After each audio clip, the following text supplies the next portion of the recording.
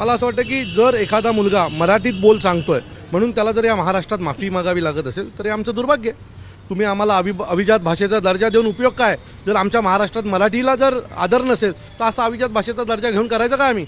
या अभिजात भाषेच्या दर्जाबरोबर तुम्ही एक कायदा पण केला पाहिजे. जर महाराष्ट्रात मराठी बाबतीत जर तुम्ही चुकीचे वक्तव्य करणार असाल तर तुमच्यावर गुन्हा दाखल होईल. मी जाणार आहात का त्याच्यासोबत? 100% जाणार. मी आता DCPकडे जाणार आहे.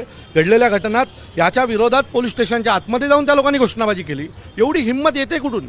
एक मुलगा मराठीत बोला म्हणून सांगतो आणि मराठीत बोलायचं नाही म्हणून त्याला धमकी देणं, त्याला माफी मागायला लावणं आणि विरोध परत पुढे जाऊन पोलीस स्टेशनमध्ये जाऊन त्याच्यावर गुन्हा दाखल करा म्हणून जर काही लोक पोलीस स्टेशनमध्ये जाऊन धमक्या देणार असतील तर मला वाटतं अशा मुसलमान मुलांवर गुन्हा दाखल झाला पाहिजे. त्यांच्यावर ताबडतोब कारवाई झाली पाहिजे. त्याला धमकी देण्याची, त्याला मारहाण झाल्याची, त्याला धमक्यांमुळे तो घाबरला आहे. हे बघा आता तो घाबरला. आता महाराष्ट्र नवनिर्माण सेना त्याच्या पाठीची पूर्ण खंबीरपणे उभी आहे. कोणाच्यात हिंमत असेल तर त्याला काय करून दाखवावं. नाही ना घरात घुसून आम्ही महाराष्ट्र नवनिर्माण सेना काय दाखवली ना तर आम्ही एका बापाची औलाद नाही.